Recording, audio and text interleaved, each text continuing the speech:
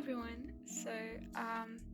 Before I even dive into the topic of today, let me apologize. I know it wasn't nice for me to ditch my Instagram art community for so long, and I'm not really talking about the post, but like in general, not responding to messages, comments, not engaging, uh, not even liking your stuff, because you're all so amazing, and you just keep going and pushing, and I really respect you for that, but that's kind of exactly what I wasn't able to do.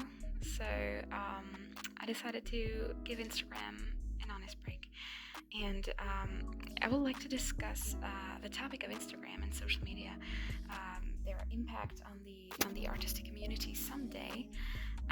But today I only wanted to say why this happened, and especially what happened afterwards. So when I stopped painting on a daily basis, I noticed something changing. Like literally, I know it must have been a number of different reasons. Corona, graduation stress, admission stress, but also lack of stress in a way. But I think not doing art just had its part in it, and I kind of stopped to see the world as I used to see it, slightly idealistic, full of opportunities, and what like really opened my eyes in this context was the video from the School of Life, which I highly recommend you to watch as well. Link is going to be in the description. It was about how imagination, or like rather a lack of imagination, can be a source of despair and depression. And like honestly, I really like the way it was explained there. That while you are in a perhaps like a bad kind of situation, you are maybe dissatisfied with your life. You know what I mean? So in such times, you spiral into this weird state of mind when you can't imagine it could be any better. You don't like the status quo, and nor can you imagine how do you like get to a better situation. You can't even imagine that better situation that you would like. At that moment, what you are really lacking isn't hope, but rather the power to imagine the better alternative you could hope for. And I think I'm gonna leave you to think about it a little. Hopefully, I convinced you that imagination really is important, not only for your ability to solve problems at work, to produce original artworks, etc., but also to achieve a healthy state of mind in general.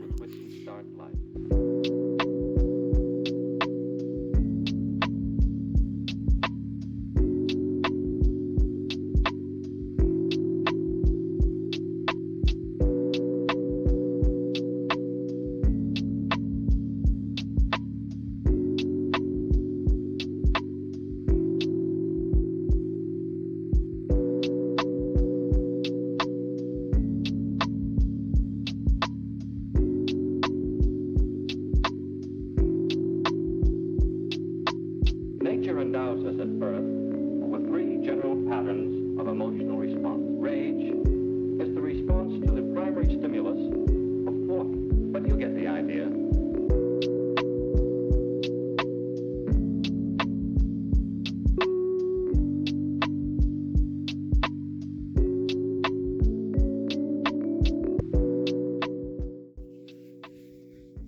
Now, how can we improve our imagination?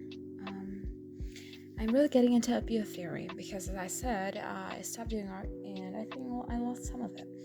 And just about now, I'm trying to get back on track by opening my sketchbook once again, laying down ideas.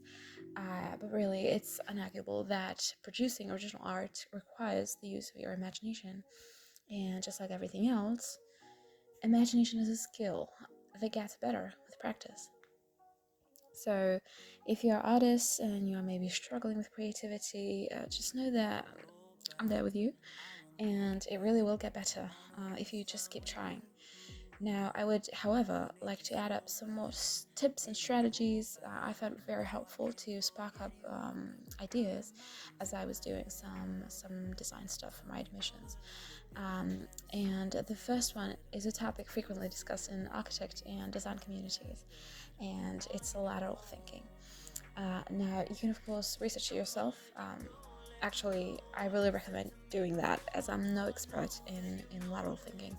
But long story short, lateral thinking, unlike the normal one, vertical one, is perfect for finding solutions to such problems that don't have right answers, like art, for example.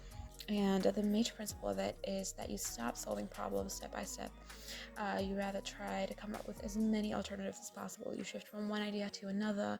Sometimes you even go backwards. And thanks to that, you're able to create results that aren't predictable. And as this process can get very messy, and most likely after generating all of these ideas, it's good to apply vertical thinking to select the best option. Um, but let's not go there yet. I want to give you just some examples of lateral thinking strategies. There is the why challenge. That basically means understanding your assignment to the fullest by challenging the objective as many times as needed. You just keep asking why, and after every question, after every answer, you ask why again and again and again, and it really helps you to understand what you're doing, basically. Then there is the random word technique, which challenges you to come up with ideas associated with a random word or a combination of them. There are also like the absolute classic brainstorming maps, which honestly are a great help if you know how to use them, of course, and many more. And really, I would advise you to look into it if you're interested. And I will move on to the second thing, perhaps even more important and a little strange at first.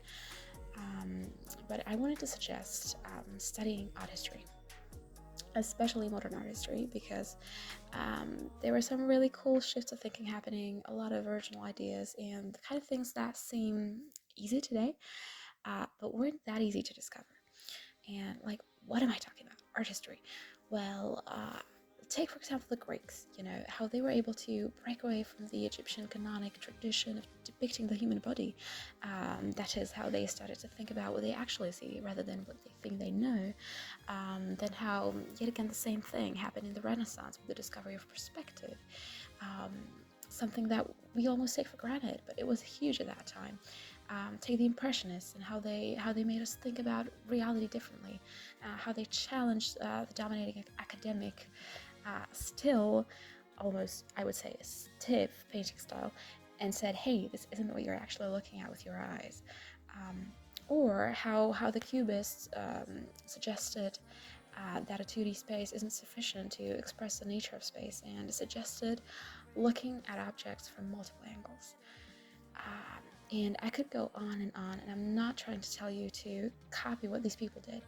Actually, the contrary. These shifts in history are important because they provided a new point of view, and not because they would be the right answer. And this is crucial to understand as an artist. You're not trying to produce the right painting, as that is impossible. You're trying to produce something with your own added value, something that is new and unique.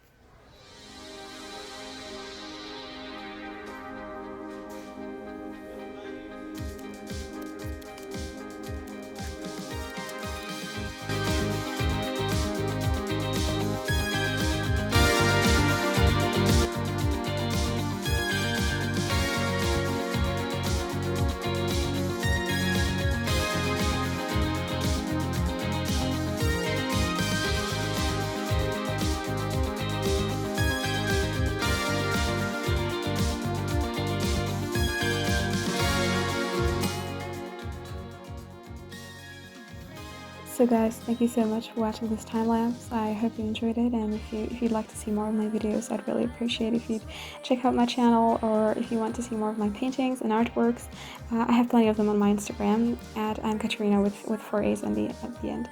And that will be it for today. Don't forget to have an amazing day if possible, and stay safe.